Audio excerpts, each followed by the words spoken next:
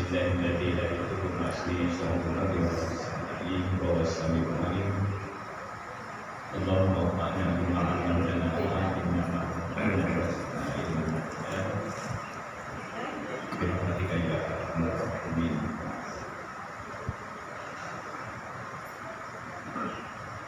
Para bapak, para ibu, saudara-saudara semuanya,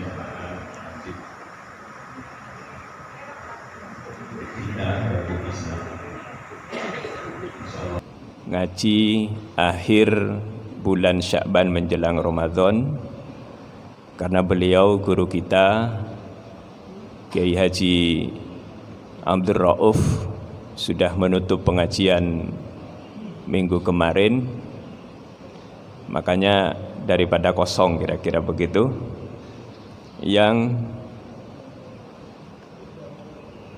saya sampaikan para jamaah adalah tentang amalan-amalan yang baik menjelang bulan Ramadan.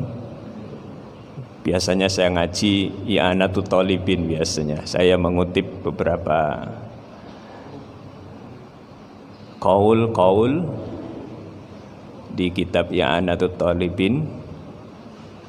Kalau Kiai Abdul Rauf biasanya materinya berat-berat nggih, soal tasawuf. Wah niku materi ini memang berat beliau itu. Kalau saya ini secara pribadi masih umur 50-an kayaknya memang berat.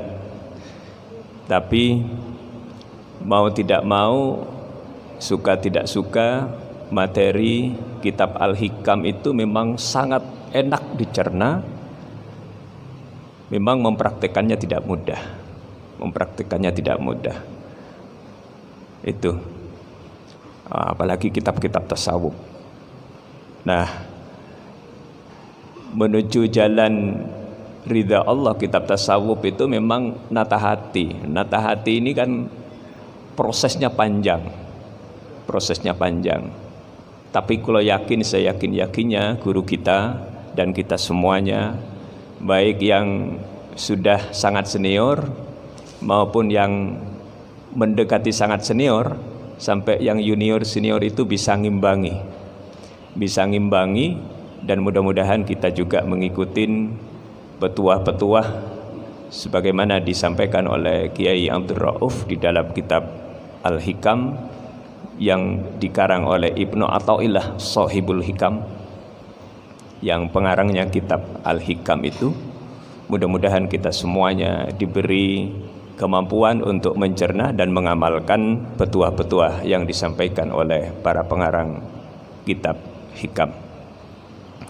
Para jamaah yang dimuliakan oleh Allah, materi yang saya sampaikan itu adalah tentang amalan-amalan baik, amalan-amalan sunnah yang dapat dipraktekkan, dilakukan oleh umat Islam menjelang Ramadan.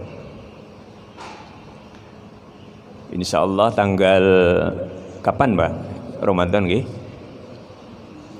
Pinten Pak Ji? Tanggal kali nggih insyaallah nggih. Nggih tanggal kali. Kalau tanggal 2 berarti Sabtu. Berarti Sabtu kita sudah puasa. Jumat malam kita sudah tarawih insyaallah nggih. Nggih.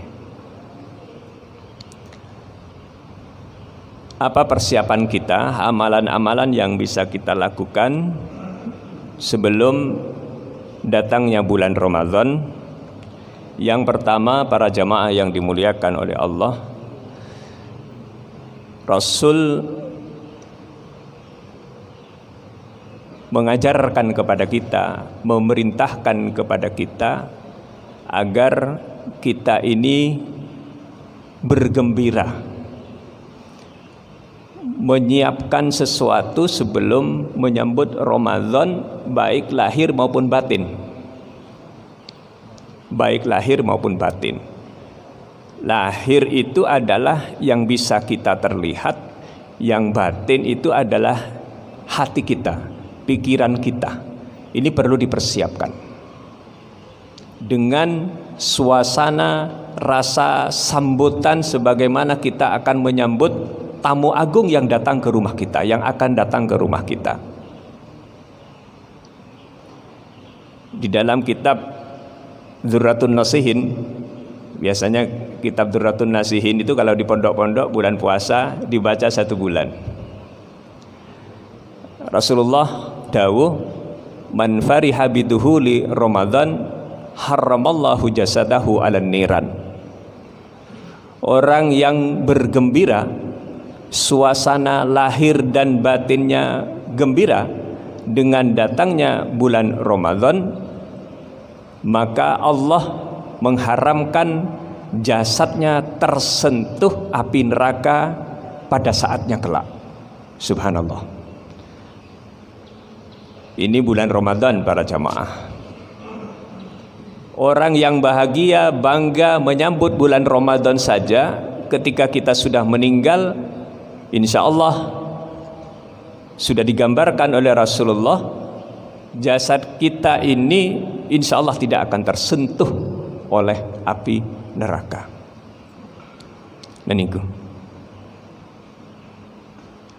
para jamaah yang dimuliakan oleh Allah, makanya mulai sejak zaman Rasul ngantos sekarang di Indonesia dan dimanapun di beberapa negara di dunia, ketika bulan Ramadan itu disambut dengan cara-cara yang bermacam-macam, yang bervariatif.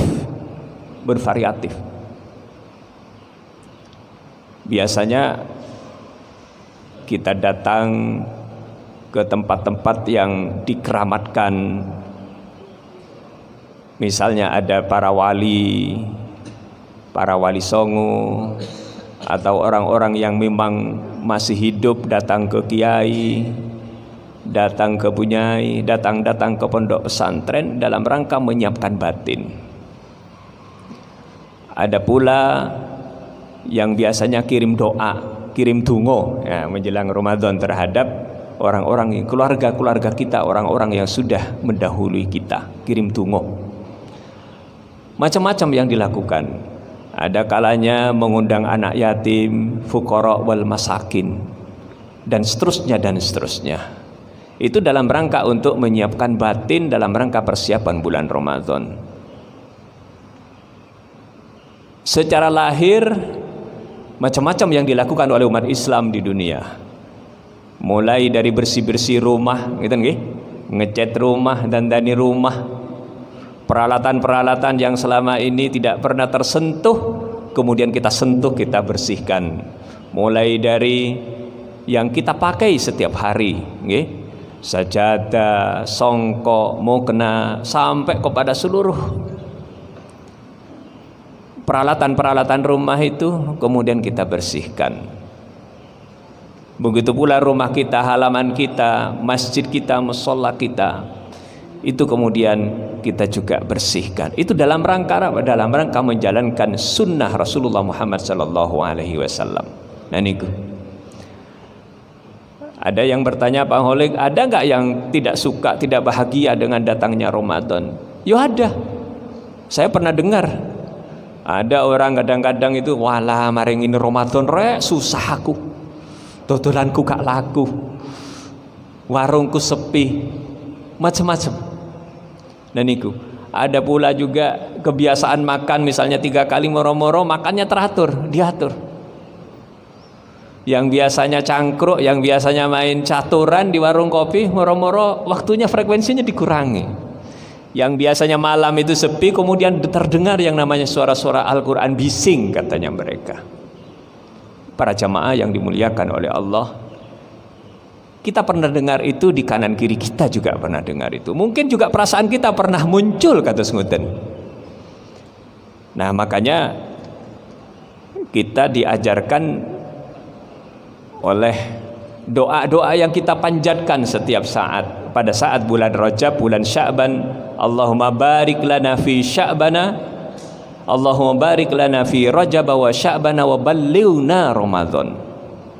Ya Allah, berikan kami keberkahan pada bulan Rajab, kemudian bulan Sya'ban, dan berilah kami kesempatan untuk nyampe di bulan Ramadan.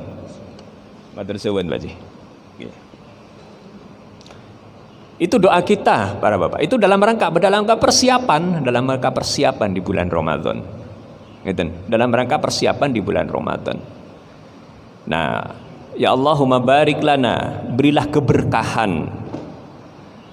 Berkah niku ziyadatul khair, terus si Imam Al-Ghazali. Kebaikannya itu bertambah. Orang yang ziyadatul khair, orang yang kebaikannya bertambah, biasanya adalah dirinya itu semakin baik, keluarganya semakin baik, rezekinya semakin baik, ilmunya semakin baik, dan seterusnya dan seterusnya. Itu yang namanya barokah. Barokah. Nah, kalau orang Jawa barokah itu ada dua, ada barokah, ada berkat. Nah ini, kalau berkat itu adalah yang fisik. Nah, biasanya mantun acara oleh berkat. Jadi orang Jawa niku biasanya simbolisasinya itu selain lahir, selain batin juga lahir, Pak. Pada masa Nabi tidak ada yang namanya berkat itu. Tapi itu boleh. Karena apa? Itu ziyadatul khair. Nah itu, berkat itu ziyadatul khair dalam rangka untuk mensyukuri nikmat Allah. Ya kadang-kadang ada bilang, wala itu gak ada pada masa Nabi. Ya memang tidak bisa pada masa Nabi, tidak semuanya ada. Sholat di pesawat pada masa Nabi ya tidak ada. Sholat di kereta tidak ada. Lalu sekarang kemudian kita ke Jakarta, kita pergi ke misalnya ke luar negeri, sholat di pesawat dianggap bid'ah. Boten. Itu karena memang hukum Islam itu selalu berkembang. Para jamaah yang dimuliakan Allah, itu yang pertama adalah kita menyiapkan dengan cara menata hati agar kita siap-siap menyambut bulan Ramadan. Biasanya orang tua kita itu dulu mengajarkan kalau bulan Ramadan anak-anaknya itu disuruh datang ke masjid, ke pondok-pondok pesantren, sareng-sareng. Begitu pula ketika sudah mendekati Ramadan, kalau di kampung saya dulu nan jauh di sana itu biasanya pakai beduk, Ustaz. Jadi anak-anak wong tua itu mulai dari isu, sorenya itu, malamnya itu tarawih, pagi itu sudah nabuh beduk. Dunggulu kata sebutan itu. Itu untuk mengingatkan. Dan bahkan orang Jawa dilanjut dengan sore harinya itu tradisi megengan. Megengan biasanya orang Gresik damel nopo Pak, apem nggih. Apem. Itu. Terusnya orang Gresik itu apem itu dari kata afan katanya itu. Afan. Apem itu dari kata afan, pengampunan. Jadi kita minta ampun kepada Allah Subhanahu wa taala melalui cara-cara yang divisualisasikan, yang disimbolkan dengan apem. Ini luar biasa Islam di Indonesia ini. Niku nomor setunggal nggih. Yang nomor dua adalah ziarah kepada orang-orang yang sudah berjasa kepada kita. Itu disunnahkan. Kepada orang tua yang sudah meninggal, kepada kakek, nenek, buyut, atau sanak keluarga, atau orang-orang yang memang dianggap wali, dikeramatkan, para ulama, para wali, para kiai, para ustadz, ustadzah.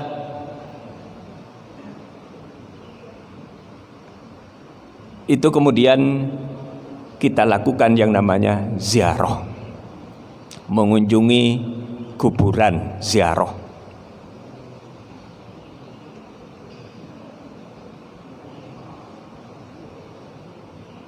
Niki perintah agama. Perintah agama, sunnah Nabi yang namanya ziarah niku. Dawuh Gusti Allah di dalam surat Al-Maidah ayat 135, ya ayyuhalladzina amanu taqullah wabtagu ilaihil wasilata wajahidu fi sabilihi la'allakum tuflihun. Wabtagu ilaihil wasilata, carilah terhadap kuburan-kuburan itu yang namanya wasilah-wasilah,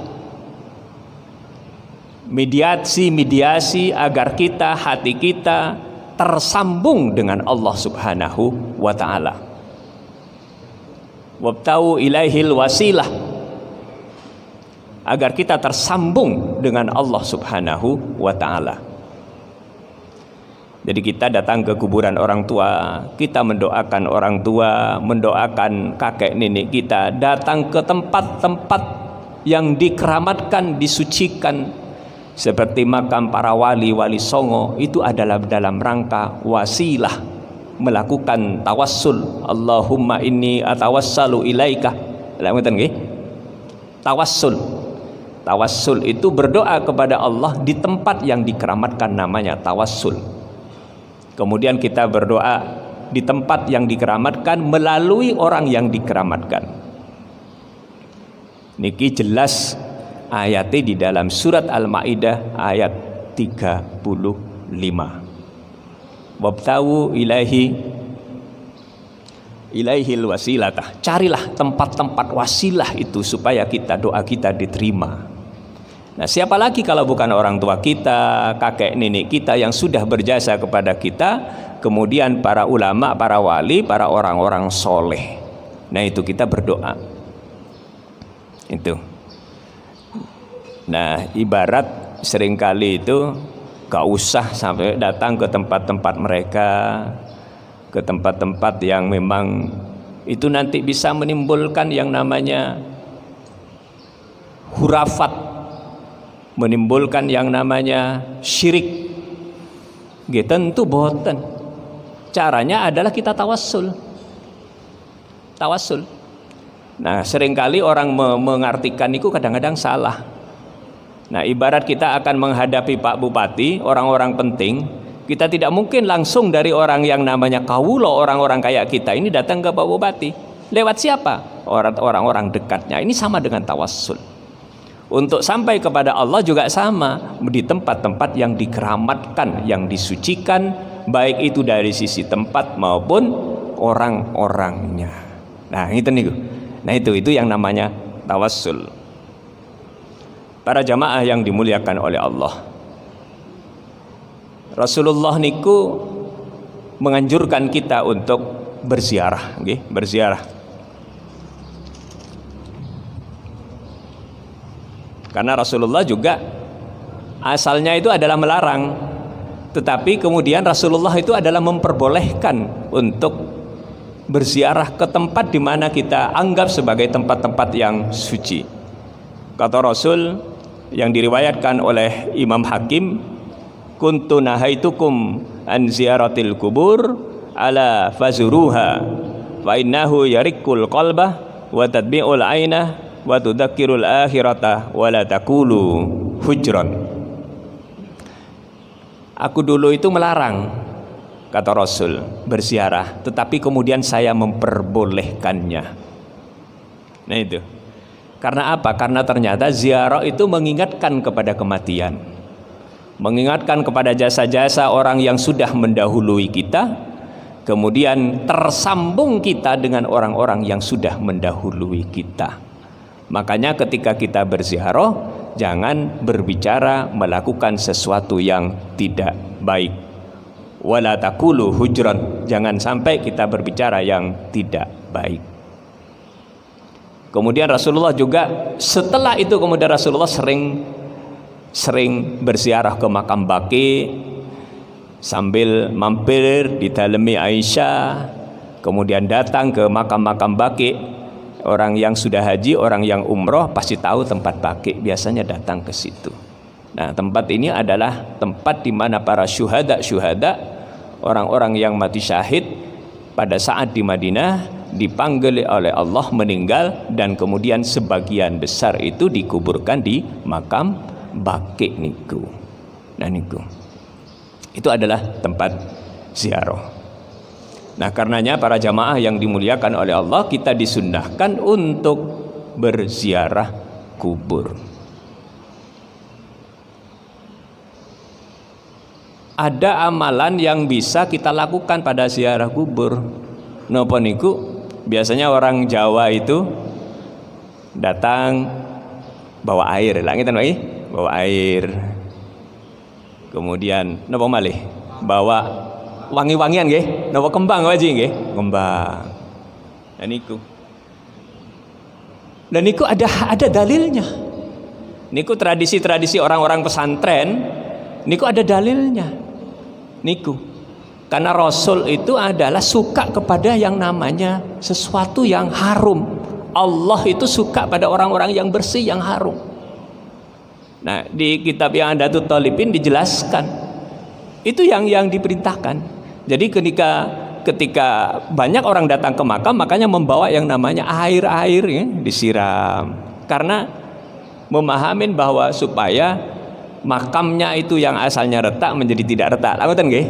Kemudian yang terasa gersang menjadi terasa dingin. Begitu pula dengan membawa kembang agar suasananya itu adalah suasana menjadi harum. Nah niku wonten dalil, wonten dasari dijelaskan oleh Rasulullah agar kita juga membawa yang namanya suasana wangi-wangian, harum, kenyamanan. Makanya kemudian orang Jawa, orang-orang Muslim di Indonesia, bahkan mungkin di sebagian besar di dunia, dengan membawa kembang, dengan membawa air pada saat ziarah kubur. Para jamaah yang dimuliakan oleh Allah, yang terakhir, amalan-amalan yang disunnahkan itu adalah memaafkan saudara-saudara kita. Kita juga minta maaf, kemudian datang kepada orang-orang yang terdekat kita, tetangga-tetangga kita, sahabat-sahabat kita, untuk saling memaafkan menjelang bulan Ramadan. Saling memaafkan. Dijelaskan di dalam beberapa keterangan-keterangan di dalam Al-Quran bahwasanya ada hakullah dengan hakul adami. Jadi hakullah itu kita ketika kita melakukan kesalahan, kita meminta ampun kepada Allah, itu hakullah. Minta ampun kepada Allah. Ada yang dijubah yang namanya hakul adami. Nah, hakul adami ini adalah hak-hak di mana orang lain yang seharusnya menerima permintaan maaf atas kesalahan, keteledoran yang kita lakukan, ya kita minta maaf.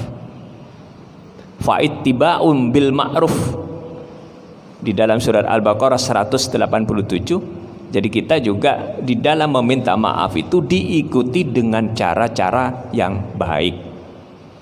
Minta maaf ngomong. Kalau salaman bagaimana Ustadz? Apakah itu minta maaf? Bisa jadi iya, bisa jadi tidak. Misalnya saya salaman ke Pak Haji Sidi, apakah itu sudah termasuk minta maaf? Iya. Karena kalau di dalam kaidah fikih itu adalah orang itu biasanya yang disebut hukum itu tidak harus dilafadzkan, dengan hati itu adalah sudah termasuk. Ketemu. Makanya kemudian musafahah, ketemu di jalan, kepanggil di jalan, salaman, itu juga minta maaf. Lebih sempurna manakala kita diucapkan. Ngapunten kalau wingi, mohon maaf kemarin saya mengucapkan kata-kata yang kurang sopan, yang mungkin bapak dan ibu hatinya menjadi tidak nyaman, menyinggung. Mohon maaf sekali lagi. Lebih bagus tidak diucapkan juga tidak masalah. Nah niku. Karena kalau di dalam kaidah fikih itu isyarat itu sudah menggambarkan tentang maksud dari apa yang kita kehendaki. Nah niku kalau di dalam kaidah fikih. Ada hakullah, ada hakul adami, kecuali hutang. Nah, kecuali hutang. Kalau hutang ini ya disaurin, Pak. Disampaikan. Ngapunten, saya punya hutang, tapi saya tidak bisa membayar. Apakah panjenengan rela hutang 10.000, 200.000 itu tidak saya bayarkan? Kemudian yang bersangkutan bilang, nggih mboten napa-napa, kula ikhlaskan. Kula ikhlaskan. Nah, itu baru sudah tuntas. Kalau tidak dibayar, tidak disampaikan, itu belum tuntas. Terus Kanjeng Nabi, nafsul mu'minin mu'allaqatun ila ahliha hatta naqda anhu. Jadi jiwa orang-orang muslim itu digantung manakala masih punya tanggungan sampai dia nyaur. Sampai dia nyaur, ngapunten nggih, mau masuk surga kadang-kadang nggak jadi masuk surga gara-gara masih punya hutang 200.000, 100.000. Nah monggo, makanya ketika mayat sebelum berangkat ke liang lahat biasanya keluarga menyampaikan, bapak-bapak, ibu-ibu kalau punya tanggungan, manakala almarhumah punya tanggungan, punya kesalahan, punya tanggungan hutang dan seterusnya, mohon disampaikan kepada kami, kepada keluarga. Langitan lagi, itu dalam rangka khawatir nanti nggih, yang namanya jasadnya, ruhnya itu digantung, mesti ini sudah wayahe mlebu surga, digantung masih stop. Ngeten. Nafsul mukminin mu'allaqatun ila ahliha hatta naqdo anhu. Jadi siapa yang bertanggung jawab? Ya tentu adalah keluarga. Nah makanya para jamaah yang dimuliakan oleh Allah, di bulan menjelang bulan Ramadan ini, mari kita sebagai suami, sebagai istri, sebagai anak, kita saling memaafkan. Baik itu dilakukan secara simbolik maupun divisualisasikan, diomongkeh langsung, itu semakin bagus. Datang kepada orang tua kita yang masih ada, kalau yang jauh sekarang sudah ada telepon, datang kepada orang-orang terdekat kita. Siapa orang terdekat kita? Termasuk adalah teman kita di masjid ini. Ini teman terdekat kita, nggih, teman terdekat kita. Karena insya Allah kayak maghrib, isya, subuh kita ketemu. Mungkin duhur, asar kita bekerja. Kalau maghrib, isya, subuh nggih kepanggih. Nah itu yang rutin-rutin ini, hampir semuanya rutin ini. Ini biasanya ketemu. Ini adalah orang-orang terdekat kita, orang yang sahabat kita yang dekat. Itu orang-orang dekat kita yang dekat. Wa'budullah wa la tusyriku bihi syai'a wa bil walidaini ihsana wa bidil qurba wal yatama wal masakin was sahibi bil junubi was sahibi bil jambi. Jadi dijelaskan di dalam surah An-Nisa ayat 135. Nah salah satunya itu adalah kepada teman dekat dengan teman yang jauh, tetangga dekat dengan tetangga yang jauh. Insya Allah kalau jamaah kayak gini ini adalah termasuk yang dekat, begitu.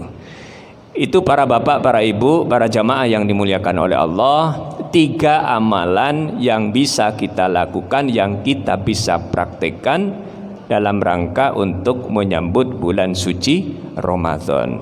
Pertama, kita tata hati kita, gembirakan hati kita, kita siapkan supaya hati kita menjadi gembira dalam rangka menyambut bulan Ramadan. Nomor setunggal, nomor kali kita ziarah kubur. Kemudian yang ketiga adalah kita saling memaafkan sesama muslim, terutama terhadap orang-orang dekat kita. Kita berdoa kepada Allah, mudah-mudahan kita diberi kekuatan lahir dan batin, diberikan kelancaran, kemudahan, kemudian kesehatan kita mudah-mudahan prima selama di bulan Ramadan. Insya Allah para jamaah semuanya ini sudah termasuk golongan yang pertama, orang yang bergembira, hadir di masjid, sholat, mendengarkan ceramah itu dalam rangka itu. Dan kami yakin, seyakin-yakinnya bahwa Allah nanti yang akan membalas sebagaimana disampaikan dalam sebuah hadis, itu termasuk jasadnya diharamkan api menyentuh jasadnya pada saatnya kelak. Amin, amin, amin ya rabbal alamin. Mari kita berdoa. Sampun siap nggih, Ustaz nggih? Sampun hadir nggih? Terus nggih. Nggih. Oh, tereng. Oh, tereng. Nggih. Kita berdoa kepada Allah. Kita berdoa kepada Allah, mudah-mudahan kita semuanya dalam keadaan sehat walafiat. kita diberi kekuatan lahir batin untuk mempersiapkan diri dalam menyambut bulan Ramadan. Al-Fatihah. Bismillahirrahmanirrahim. Alhamdulillahirabbil alamin arrahmanir rahim maliki yaumiddin iyyaka na'budu wa iyyaka nasta'in. Ihdinas siratal mustaqim siratal ladzina an'amta 'alaihim ghairil maghdubi 'alaihim waladdallin. Allahumma shalli 'ala Muhammad wa 'ala ali sayyidina wa lana Muhammad walhamdulillahi rabbil alamin hamdan syakirin hamdan na'imin hamdan yafi ni'amahu wa yukafi mazidah ya rabbana lakal hamdu kama yanbaghi li jalalika wa 'azimi sultanik. Allahumma shalli 'ala Muhammad wa 'ala ali sayyidina wa lana Muhammad salatan tunjina min jamil ahwali wal afat wa taqtilana biha jami'al hajat wa tutahhiruna biha min jami' sayyan wa tuballighuna biha min aqsal ghayat wa tarfa'una biha indaka 'ala darajat min jami'il khairat fil hayati wa ba'dal mamat. Allahumma ighfir lana dhunubana wa liwalidayna warhamhuma kama rabbayana shighra. Allahumma barik lana fi hayatina wa barik lana fi umrina wa barik lana fi amwalina wa barik lana fi abnaina wa barik lana fi rizqina wa sahhi arzatana wa hdina subulas salam. Allahumma ahtim lana bi husnil khatimah wa na'udzubika bi syu'il khatimah. Allahumma barik lana fi rajabah wa sya'banah wa ballighna ramadan. Allahumma yassir lana umurana umurud dunya wal akhirah. Rabbana atina fid dunya hasanah waghfir lana Rabbana atina fid dunya hasanah wa fil akhirati hasanah wa qina adzabannar wa adkhilnal jannata ma'al abrar ya aziz ya ghaffar ya rabbal alamin. Wa sallallahu ala sayyidina wa lana Muhammad walhamdulillahi rabbil alamin. Kurang lebihnya mohon maaf. Wallahul muwaffiq ila aqwamit thoriq. Wassalamualaikum warahmatullahi wabarakatuh.